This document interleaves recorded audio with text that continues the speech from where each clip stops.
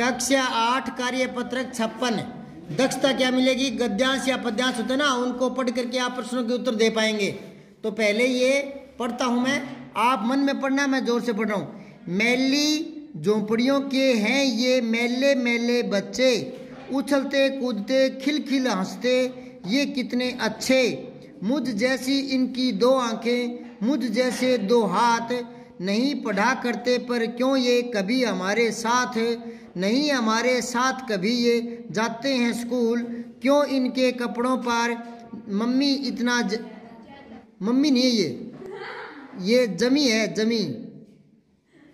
क्यों इनके कपड़ों पर जमी इतनी धूल, इतनी ज्यादा धूल। कपड़ों पर धूल जमी होती है ना, तो यहाँ जमी आएगा।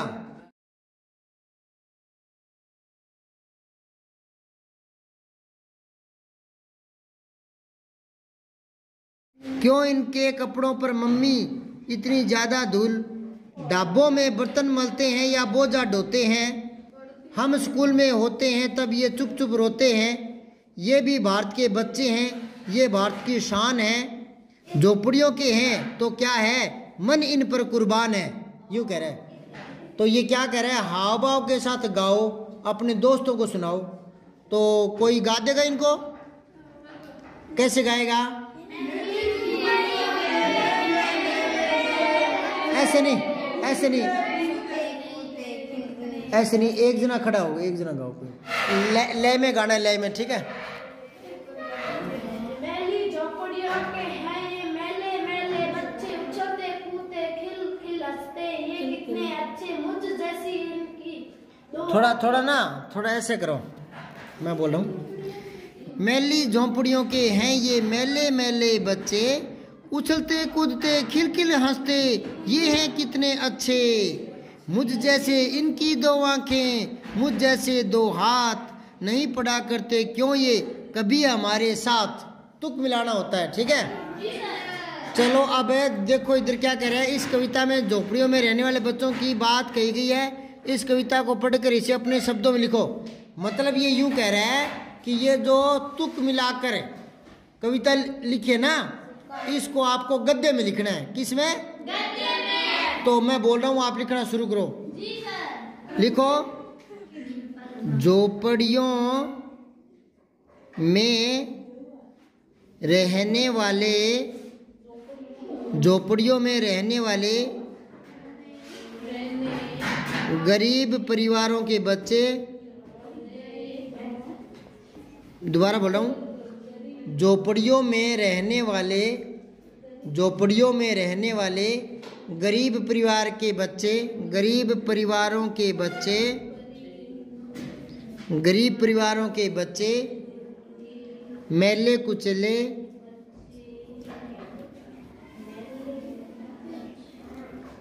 मैले कुचले रहते हैं। उन्हें मजबूरी में होटलों पर काम भी करना पड़ता है, काम भी करना पड़ता है। वे कभी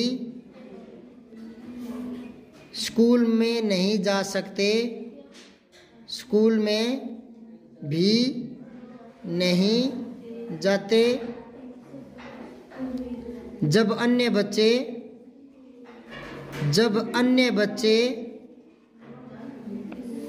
स्कूल जाते हैं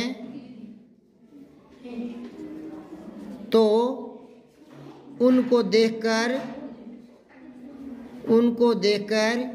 ये गरीब बच्चे मन ही मन रोते हैं, मन ही मन रोते हैं। क्यों रोते हैं आप बताना, क्यों रोते हैं? हाँ, क्योंकि हम भी नहीं पढ़ पाए ऐसा सोचते हैं, वो गरीब होते हैं बेचारे, ठीक है ना। मन ही मन रोते हैं।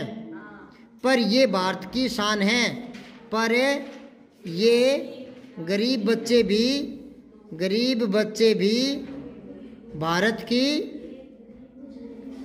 भारत की संतान है। भारत की संतान हैं, इन्हें पढ़ने का हक है, इन्हें पढ़ने का हक है। ये पूरा हो गया, ठीक है ना, इतना ही करना था। मतलब वो ये कह रहा है इस कविता में क्या भाव थे, ये कविता को छोड़कर गद्य में लिखो, तो ये गद्य में रूपांतरण हो गया। अब ये बताओ, अगर आपको ये दे दें गद्य में लिख करके और फिर कहें कि इसकी कविता बनाओ, तो ऐसे कविता बन जाएगी, नहीं समझे क्या? हाँ ऐसे। अब आओ कार्यपत्रक 57, मैं पढ़ रहा हूँ, आप साथ में पढ़ते रहना। बच्चों, तुमने चिड़ियाघर में भालू अवश्य देखा होगा। देखा है क्या? चिड़ियाघर गए कभी? आप कभी बड़े शहर में गए नहीं हो, है ना? बड़े बड़े जो शहर होते हैं ना, उनमें चिड़ियाघर होता है, मतलब अलग अलग जानवर।